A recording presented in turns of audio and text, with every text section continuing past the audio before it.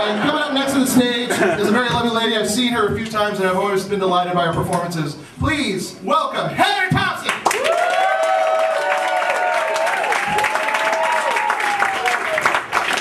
Thank you, gentlemen. Thank you very much. Woo! Guys, I have exciting news.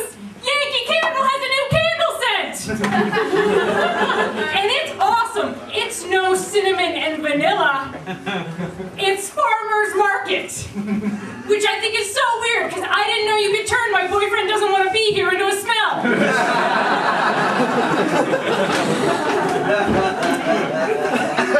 I don't have a boyfriend.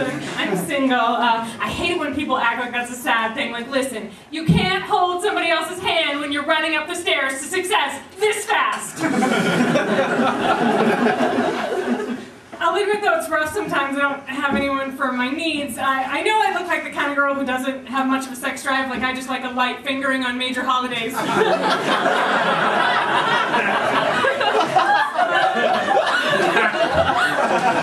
got urges like everybody else, which led me to go look for porn the first time the other night. Because right now, all I have is a couple scenes from The Notebook. Okay, say whatever you want about that movie, but when he grabs her in the dock in the rain, he says, "Our love wasn't over then, it's not over now. That is the only time my heart and vagina have ever come simultaneously." I was like, oh, maybe you should go find the real thing. So I sat down at the internet and I was just like, at a total loss. I don't emotionally disconnect well, and I just started to Google hot dudes that care about me. Which is weird, because normally I'm like really have attainable fantasies. I've got a really, really good Matt Damon fantasy. I've always imagined that if he knew me, he would think I was really funny. Now, if I'm being honest, that's not everything I want from Matt Damon. What I really want from Matt Damon is for him to cut my face in his hands and go, "Oh, you're beautiful, so beautiful. Ever since I met you, I can't even see other women. I just see you and the assassins I need to kill and Mr. Bourne." But I'm a realist, so I always thought, oh, maybe we'll be at the same diner late one night and he'll overhear me and he'll go, "Oh my God, you're hilarious. Do you want my girlfriend's fries? She's not going to eat them." Yeah, I do, Damon, and I would take him in a heartbeat. I love food. I don't know if I would say I'm an emotional eater, but I know I never have to salt it, because usually the tears get it on the way in. I love it. Like, I've been every single different size, but I know I'm like fat, like deep down in my soul, because I'm like that kind of like resourceful fat, where even if I don't keep treats in the house, I'll get in the kitchen and I'll just become like a little plus-size MacGyver and put something together.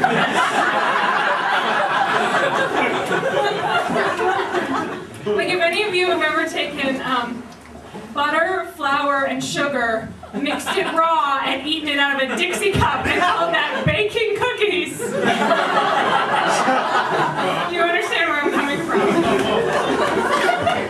And the holiday season sucks, because I've always been that kind of like jolly chubby where like people get really amused by how much I love food. Like, I'll show up at a party and they'll be like, "Heather, we put bacon in a cake," and they'll just wait for me to lose my shit.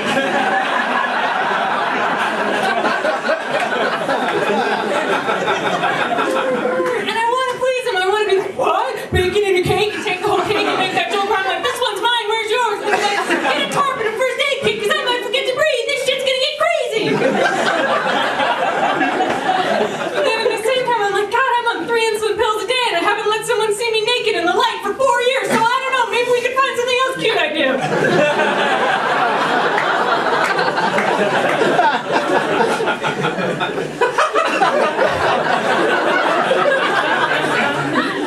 I know my material's really dark. I've always felt like I'm kind of like that song Margaritaville. Like, you first hear it and you're like, oh, that's really like happy and light, but then you listen closely and you're like, oh my God, is this alcoholic singing about how he broke his flip-flop?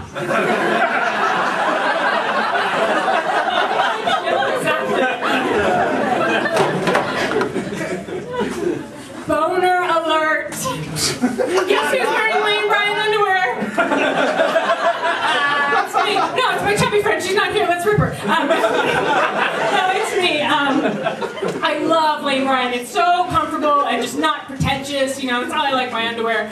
And I had them on the other night when I was having a hookup though, like not thinking ahead, and I had this terrible moment where I was like, oh God, oh no, he's seeing the Lane Bryant on the waistband right now.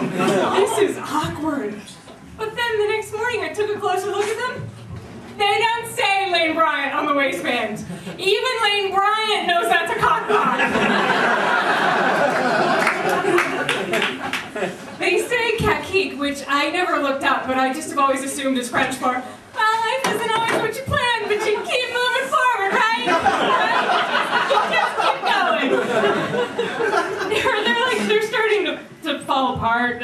The waistband is losing some elasticity, and I know I'm painting like a really, really pretty picture, but I just feel like my underwear is saying, you gave up, why can't we? No, I haven't given up. I recently joined a gym, and I was like, oh, I want to live, so I meant in like the fun, like take a pottery class way, but also for the diabetes test, I do want to live.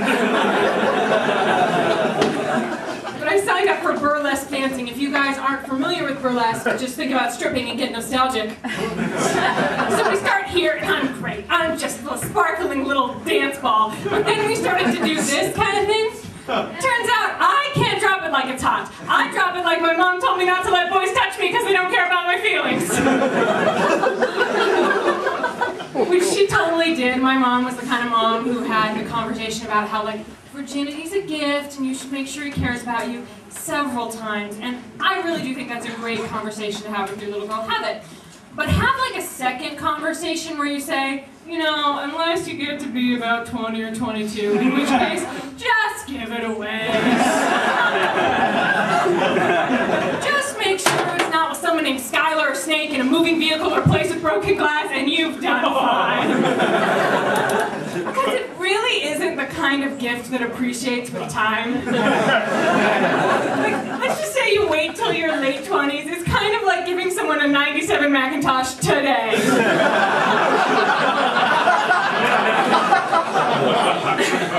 10 years ago, it was really exciting. Now, a little awkward and unwieldy. So anyway, but I'm still, as last the burlesque class, and I'm out working out in the main room of the gym, which I love because there's like all the like, you know, the big muscle dudes, you know? Because it would be nice to like someone that listened to NPR, but it would also be nice to have someone that would be good in the event of a home robbery, and I love it. You know, I like a man, like I like him like big and burly and husky and hairy and a little troubled, like a young Santa with a drinking problem. Or a fat Jesus. I would love to be in the middle of that Oreo. Because you know they're both black.